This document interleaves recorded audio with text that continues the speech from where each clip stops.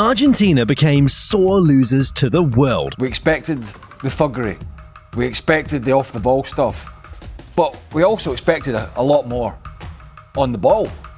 A lot more purpose, a lot more about their play. They were an utter shambles. They were disgusting, disgraceful. And by the time the World Cup final ended, almost nobody felt sorry for them. Spain had just lifted football's biggest prize. But instead of applauding the new champions, Argentina's night ended in chaos. I found this as unsurprising as I found it disappointing. Players lashed out, tempers boiled over. Argentina were a complete and utter disgrace today, both with their performance and their antics. The defending champions spent 117 minutes without a single shot on target, but somehow found plenty of energy when the final whistle blew. I'm genuinely disappointed in those Argentinian players, if I'm being honest.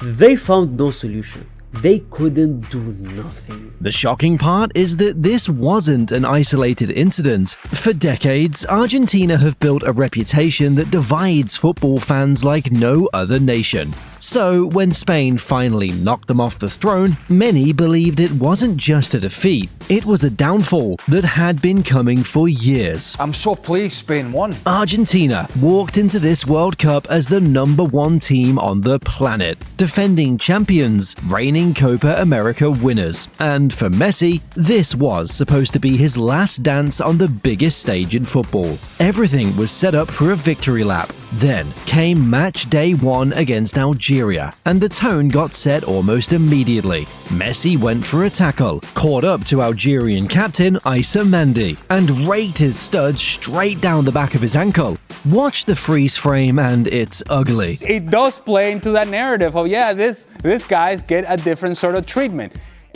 We don't even have to see the still. If you see the live video, it felt like a bad challenge to begin with. Studs up, contact above the ankle, the kind of challenge that gets people sent off in any other context. As much as I love Lionel Messi, that was a clumsy challenge, a bad challenge, and you're raking the back of somebody's calf all the way up from the knee down to his ankle. Should have been a red card. Referee Szymon Marciniak looked at it and gave nothing. Not a yellow, not even a talking to. And VAR didn't even bother pulling it up for a review. Then you see the replay, and this is a bad challenge. Somebody has to take a look at this. Why is Szymon Marciniak, the referee, not being called over to see this? Now, on its own, that's just one missed calls. Refs miss things all the time. But this wasn't really about the tackle. It was about what it signaled before a single knockout game had even been played. The biggest star in the tournament had gotten protected on day 1. And people noticed. Controversy didn't stay in the stands for long. As Argentina kept advancing through the tournament, a completely different narrative started circulating on social media. Fans began asking one question: was FIFA trying to give Messi a happy ending? Fans started clipping it, comparing it to how other people got treated for similar fouls, and a nickname started spreading online: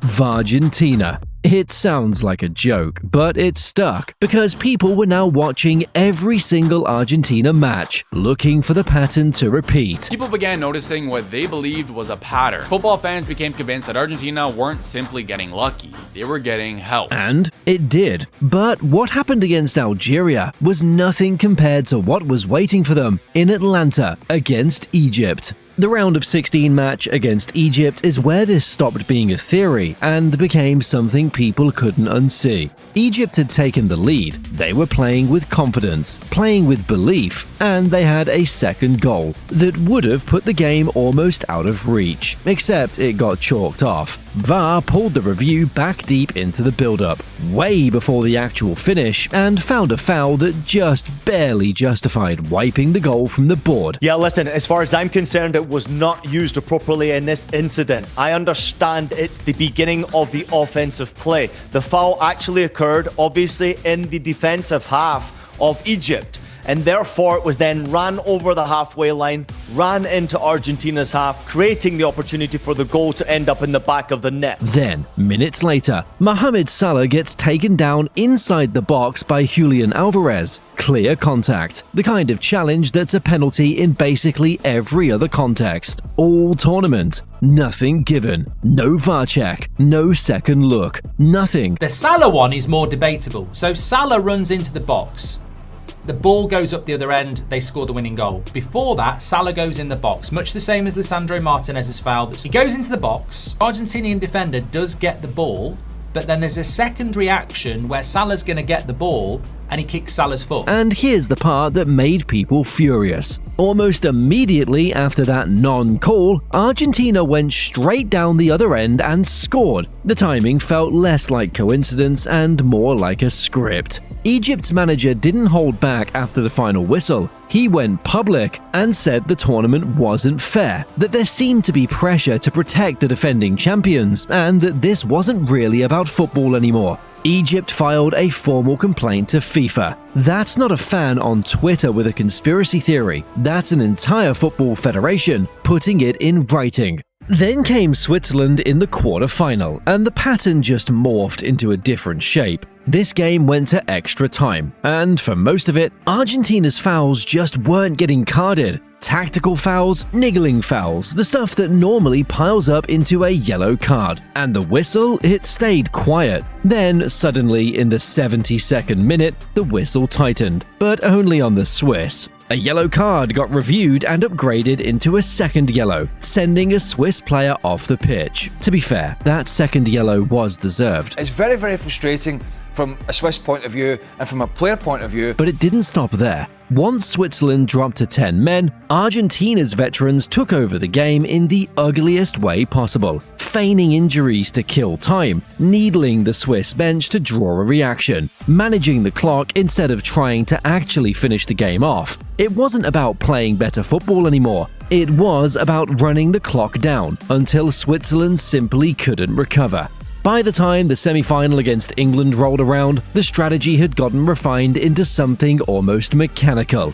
Argentina won 2-1. But nobody was talking about the goals, they were talking about the foul count. Because Rodrigo de Paul and Enzo Fernandez had figured out a system. They rotated who committed the tactical fouls, spreading them out so no single player built up enough fouls to risk a second yellow. Break up an England counter here, take the foul there, swap who's doing the fouling next time. It wasn't passion, it wasn't emotion boiling over. Several ugly tackles. It was calculated, a deliberate exploitation of the referee's threshold for what counts as persistent infringement. And then, almost as a footnote in that same stretch of matches, there was Messi and Cucurella. Spain's defender briefly put his hand near his mouth mid-conversation, and under a brand new rule introduced for this tournament, that kind of gesture during a confrontation can get you sent off. Messi saw it, and instead of moving on, he ran straight to the referee, pointing, trying to get Cucurella shown a red card. The referee reviewed it and ruled it didn't meet the bar for a card. There was a moment last night when he tried to get Cucurella sent off, because Cucurella went like that on his hand, literally like that, and Messi immediately ran off like the school sneak to get him red carded. I thought that was disgusting. Here's the thing though, Alexis McAllister did the exact same gesture against Egypt earlier in the tournament, hand near his mouth mid-argument, and nobody even reviewed it. No card, no VAR check, nothing. So, when Messi tried to get Cucurella sent off for the same move his own teammate got away with days earlier, it wasn't really about the rule, it was about looking for any edge he could find. Small moment, but it fit right into everything else. Even the most decorated player in the tournament was hunting for an edge that wasn't really there. But secondly, not Mr. Nice Guy after all. Not Mr. Halo Boy. Not Mr. Saint Lionel. He deliberately tried to get Cucurella sent off in the most shameless, horrible manner imaginable. 4 matches, 4 different ways of bending the same set of rules, a tackle that got ignored, a penalty that never got given, a red card that appeared out of nowhere for the other team, and a foul rotation system built to dodge suspensions. Add in Messi trying to get an opponent sent off over a technicality, and you've got a full tournament built on getting away with things. And it was all about to collide with a team that simply wouldn't let them get away with anything at all.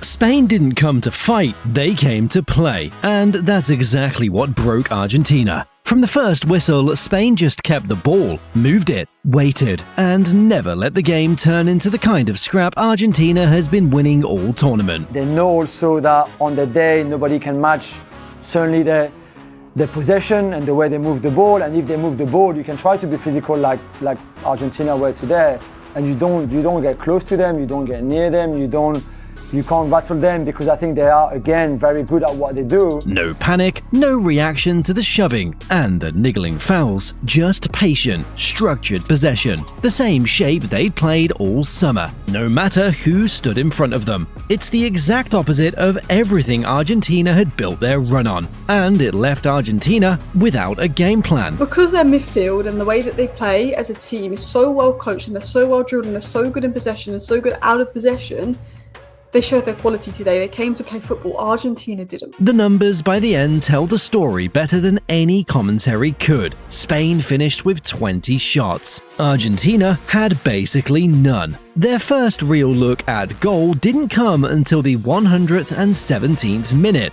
deep in extra time. A team with Lionel Messi on the pitch going almost 2 full hours without threatening the goal once. You could see the frustration building as the game slipped away from them. The fouling that had worked so well against Egypt, the niggling stuff that rattled Switzerland into conceding a man. It just didn't land the same way here. Spain didn't rattle. They got fouled, got up, and kept playing. And the more that failed to work, the more Argentina's discipline started cracking at the edges. Then, Spain scored, and instead of Argentina finding some final gear to chase the equalizer, they turned on the players standing in front of them. The football stopped mattering, the fight took over. At the final whistle, it exploded. And I'm thinking to myself, is this what Scaloni wanted?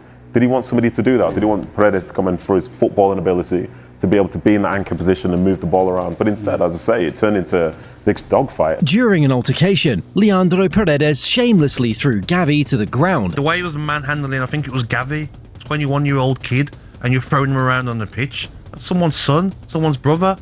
Yeah. Disgraceful. I'll ban him from the whole next tournament. Molina swung at Rodri as Spain celebrated. Molina starts with Rodri, and that seems to trigger everything else. Argentina's own assistant coach, Roberto Rescala, got accused of hitting Dani Olmo in the face. Staff members, substitutes, players who hadn't even been on the pitch minutes earlier, all pulled into the chaos. In the middle of it, Messi did the opposite of everyone around him. He shook hands with the Spanish players one by one, then sat down alone on the grass, staring at nothing in particular. He looked like the only person out there who actually understood what had just happened to his team. Then came the image that closed out the tournament. As Spain lifted the trophy, the Argentina squad turned their backs, not 1 or 2 players sulking, the whole team, facing away from the moment, refusing to even watch. This wasn't bad luck finally catching up with Argentina, it was a bill coming due. 4 matches of bending rules, gaming referees, and getting away with things finally ran into a team that wouldn't let them get away